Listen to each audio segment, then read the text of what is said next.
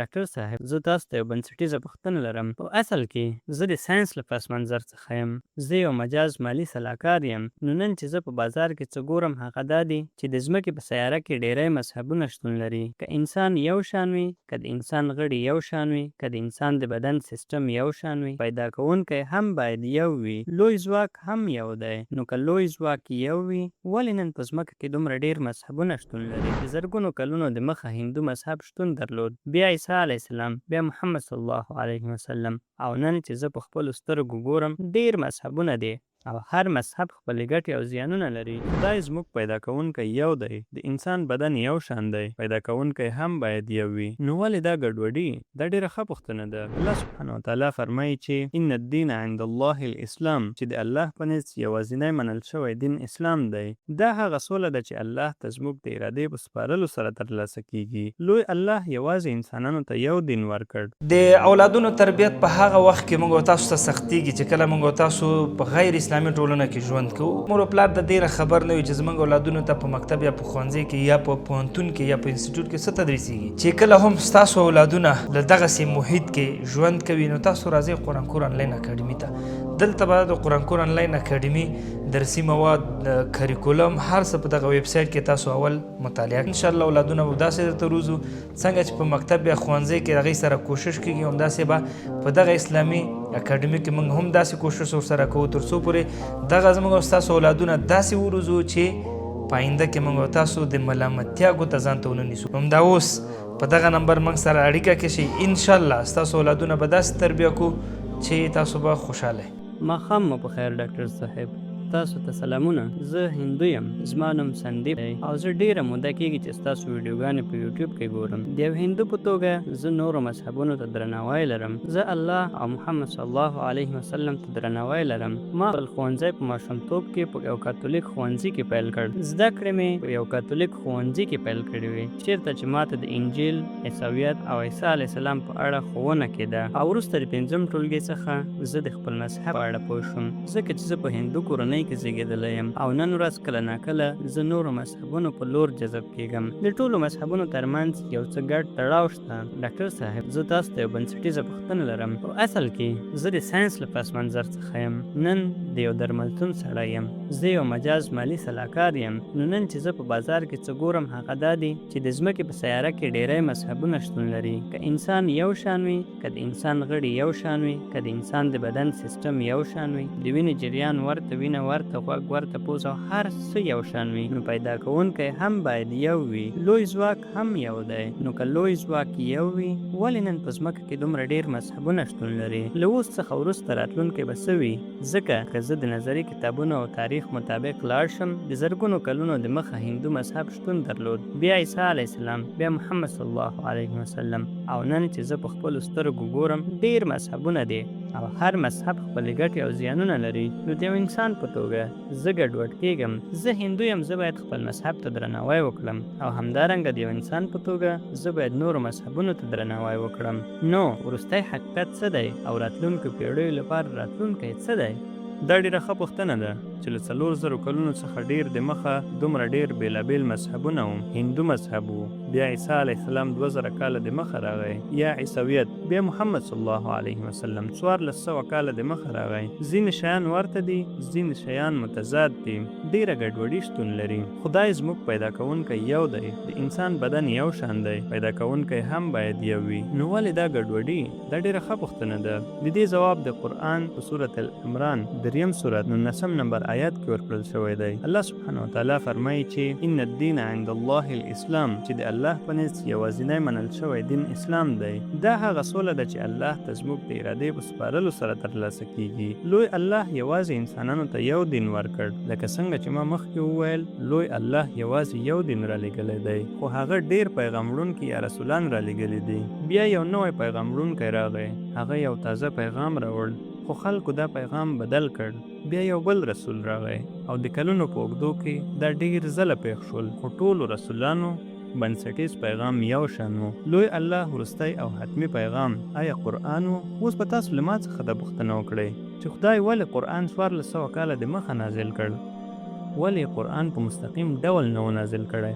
قرآن په مستقیم ډول نازل شوی وای هیڅ ګډوډي به نه وای. تاسو پوهیږئ زما زوی هغه غواړي ډاکټر شي، هغه ماته وایي پلاره ولې ته ما په نرسرۍ کې اچوې، بیا جونیر کیجي، بیا سینیر کیجي، بیا لومړی ټولګی، ولې ته ما په ښوونځي کې اچوې، مستقیم ولې ما طبي پوهنتون ته نه بیایې. زه به ورته وایم زویه که ته غواړې ډاکټر شي لومړی باید نرسرۍ، بیا پرایمري، بیا د هغې څخه وروسته ثانوي ښوونځي ته ولاړ شي، بیا طبي کالج ولولې، بیا ته ډاکټر کیږي. ته نشي کولی مستقیم طبي کالج ته ننوځې، ځکه ته به پوه شي نو الله سبحانه وتعالی چې زموږ پیدا کوونکی دی هغه ښه پوهیږي چې انسان به د قرآن بشپړ پیغام درک نه کړي که دا مخکې نازل شوی وای. 1400 کاله دمخه لوی خدای چې زموږ پیدا کوونکی دی هغه دا وخت پیژني، وخت راغلی دی چیرې چې انسان کولی شي پیغام درک کړي. نو دا هغه دلیل دی چې مخکې هغه پیغامونه ولې رالیږل کېدل کوم چې هلته وو، خو بشپړ نه وو ځکه انسان نشو پوهېدلی، نه یې شو درک کولی. لکه څنګه چې پیغام بدل شو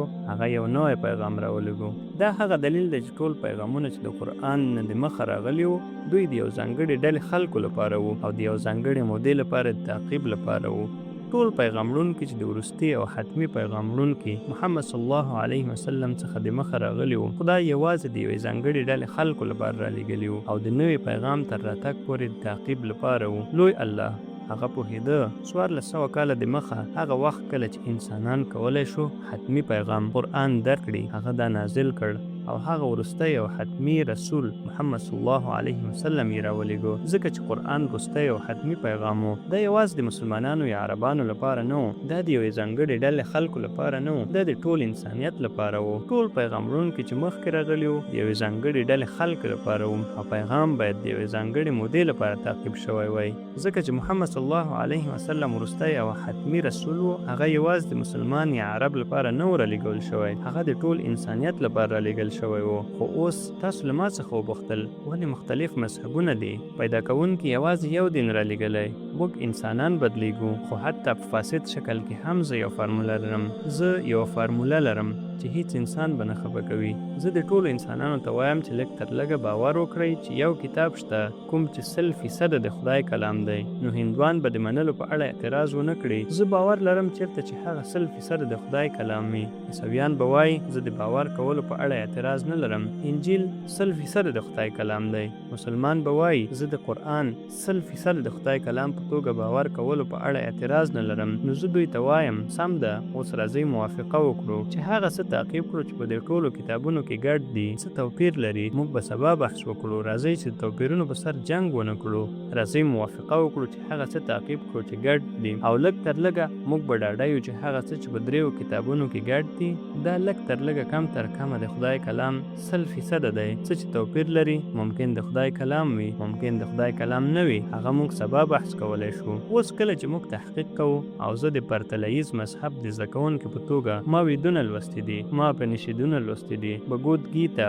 انجیل، زوړه حدنامې، نوې حدنامې، قرآن. کله چې زه تحقیق کوم نو پوه شوم چې دا ټول کتابونه وایي چې خدای شته. ټول کتابونه وایي چې خدای هیڅ انځور نه لري، هیڅ عکس نه لري، هیڅ رنګین انځور، هیڅ مجسمه، هیڅ بت نه لري. ټول کتابونه وایي چې لوی خدای نه څوک زیږوي او نه له چا زیږېدلی. دا ټول کتابونه وایي چې وروستی او حتمي رسول چې راتلونکی دی هغه محمد صلی الله علیه وسلم دی. ما په دې ناسته کې د هندو کتابونو څخه ډېر آیتونه نقل کړي دي چې محمد صلی الله علیه وسلم وروستی او حتمي پیغام وړونکی دی. ما له انجیل څخه نقل کړي دي، ما له قرآن څخه نقل کړي دي. نو لږ تر لږه راځئ موافقه وکړو چې هغه څه تعقیب کړو چې ګډ دي. انجیل، ویدونه، قرآن درې واړه وایي چې الکول یعنی شراب باید ونه کارول شي او ما دا زما په مخکیني ځواب کې نقل کړي دي. درې واړه وایي چې قمار باید ونه شي، درې واړه وایي چې د خوږ غوښه باید ونه خوړل شي. نو راځئ موافقه وکړو چې هغه څه تعقیب کړو چې ګډ دي. نو موږ باید موافقه وکړو چې یو خدای شته، موږ باید باور وکړو چې محمد صلی الله علیه وسلم د خدای وروستی پیغام وړونکی دی. موږ باید الکول ونه کارو، موږ باید د خوږ غوښه ونه کارو، د دعا لپاره موږ باید سجده وکړو. دا ټول ګډ ټکي دي. نو زه پوښتنه کوم چې که ته وایې ته هندو یې او ته وایې چې ته نورو مذهبونو ته درناوی لرې، زه پوښتنه کوم آیا ته باور لرې چې خدای شته؟ د کتابونو مطابق زه باور لرم. آیا ته باور لرې چې بت پرستي منع ده؟ دا یو ګډوډ ځای دی. دا د هندو په کتابونو کې ډېر روښانه دی. یجروي 22 څپرکی 3 نمبر آیات د هغه خدای هیڅ انځور نشته، هیڅ عکس نشته، هیڅ رنګین انځور نشته، هیڅ تصویر نشته، هیڅ بت نشته، هیڅ مجسمه نشته. ورته شی تکرار شوی دی د شوویت اشواتر اپنشید 4 سورکی 19 نمبر آیت. د هغه خدای هیڅ انځور نشته، هیڅ تصویر نشته، هیڅ عکس نشته، هیڅ بت نشته. وروره څه شی ګډوډ دی؟ زما مطلب دی نن زما پوهه یوازې د ماشوم په څیر ده. نه ستا پوهه د ماشوم په څیر ده. کله چې یو پوه سړی خبرې کوي ته باید پرې باور وکړې. رښتیا؟ نو بیا ته ولې پرې باور نه کوې؟ اوس لکه څنګه چې ما وویل زه محمد صلی الله علیه وسلم ته درناوی لرم. درناوی یو شی دی، تعقیب کول بل شی دی. که ته یو کس ته درناوی لرې نو ته باید د هغه لارښوونه تعقیب کړې. نو پوښتنه په هماغه لوري ځي چې ما له تاسو څخه پوښتنه کوله که زه هندو یم، که زه په هندو مذهب باور لرم، خو بیا هم کله چې زه له خپل کور څخه بهر قدم ږدم زه باید د خپلو همکارانو د ټولنې د نورو غړو تعقیب وکړم. په ځمکه کې انسانان، آیا دا اړینه ده فرض کړئ د ټولنې نور غړي په غلا پیل وکړي؟ که ستاسو نور انسانان په غلا پیل وکړي، حتی ته هم په غلا پیل کوي. که ستاسو ملګري په غلا پیل وکړي، آیا ته به غلا وکړې؟ زه باید له ځان څخه دفاع وکړم. آیا ته به غلا وکړې؟ هو یا نه؟ که څوک له ما څخه غلا کوي، نه تا وویل چې ته باید نورې ټولنې تعقیب وکړې. که ستا نور ملګري د نورو خلکو په غلا پیل وکړي او ته په غلا پیل وکړې، آیا ته به له نورو غلا وکړې؟ زه نه پوهیږم. له نورو څخه په غلا کې یو ټکی دی. ځکه ته پوهیږي چې غلا کول غلط دي، نو په هغه وخت کې ته د ټولنې تعقیب نه کوې. د ټولنې تعقیب وکړه کله چې دا سمه وي، تعقیب یې مه کوه کله چې دا غلطه وي. خدای تاسو ته دماغ درکړي. سمه ده، که ستا هندو ملګري د وید خلاف سي، آیا ته به وید تعقیب کړې یا خپل هندو ملګري؟ دوی باید تعقیب کړي هغه څه چې په کتابونو کې لیکل شوي. هو، د دوی په اړه هیر کړه. زه ستا په اړه پوښتنه کوم. که ستا د هندو کتاب وایي بت پرستي مه کوه، آیا ته به بت پرستي وکړې؟ نه، نو بیا به یې زه ونه کړم. نو اوس آیا ته باور لرې چې بت پرستي غلطه ده؟ بیا لکه څنګه چې ما وویل زه باید نور مطالعه وکړم. زه روښانه نه یم، خو ته مطالعه وکړه. کله چې ته مطالعه کوې، نن یا سبا، کله شاید نن یا سبا. سم ده، ما د محمد صلی الله علیه وسلم په اړه د هندو کتابونو څخه ډیر حوالې نقل کړي دي. آیا ته باور لرې چې محمد صلی الله علیه وسلم د الله تعالی رسول دی؟ هو، که ته باور لرې، آیا ته باید د هغه احکام تعقیب نه کړې؟ زه شاید باید وکړم. ولې شاید؟ بیا که ته شاید پرې باور لرې نو ته شاید وکړې. که ته پرې باور لرې نو ته باید تعقیب کړې. د ساده انګلیسي کې درته وایم، که ته وایې شاید هغه د خدای پیغام وړونکی وي، نو ته کولی شي وایې شاید زه د هغه تعقیب وکړم. کله چې ته وایې یقینا د خدای پیغام وړونکی دی، نو ته باید د هغه یقینا تعقیب وکړې. ولې؟ خو آیا د خدای یو رسول به تا وغولوي؟ خو بیا آیا زه باید مسلمان شم چې محمد صلی الله علیه وسلم تعقیب کړم؟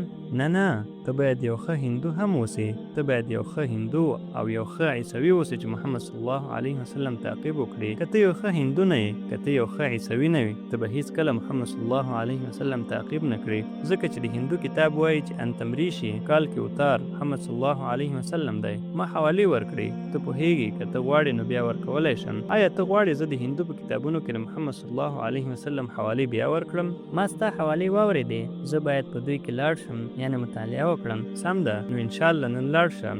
سبا زه به لومړی چانس درکړم، بیا به زه تا ته یو رښتینی کس ووایم. نن لاړ شه، ګوګل په انټرنیټ کې وګوره. ما لږ تر لږه 100 حوالې ورکړي. زما په لیکچرونو کې له 100 څخه ډېر شته. که ته د هندو په کتابونو کې د محمد صلی الله علیه وسلم په اړه خبرې وګورې، د یو خدای په اړه خبرې، د الکول نه کارولو په اړه خبرې، د خوږ غوښه نه خوړل، نه قمار کول، څه توپیر لري؟ موږ به سبا بحث وکړو. لږ تر لږه په هغه څه چې ګډ دي موږ باید موافقه وکړو. نو کله چې ته د انسانانو د یو ځای کولو په اړه خبرې کوې، زه درته یوه فارموله درکوم، تا به خفه نه کړي. زه تا ته نه وایم چې هغه تعقیب کړه د هندو په کتابونو کې نه ده ذکر شوي. زه تا ته وایم هغه تعقیب کړه چې د هندوانو په کتابونو او قرآن کې ذکر شوي دي. ته به یو ښه هندو، ښه عیسوي اوسې او حتی اسلام ته به ننوځې. شاید ښه مسلمان نه اوسې، لږ تر لږه ننوځه او بیا ستا کتاب وایي ته باید د وروستي پیغام وړونکي لارښوونه تعقیب کړې. ته باید قرآن تعقیب کړې. نو که ته قرآن په سمه توګه تعقیب کړې او د محمد صلی الله علیه وسلم ویناوې، ته به یو ښه مسلمان اوسې. او زه هلته انتظار یم انشاءالله. که موږ نن دا کولی شو، سبا انشاءالله موږ اړیکه نیولی شو. ډېره مننه ډاکټر صاحب.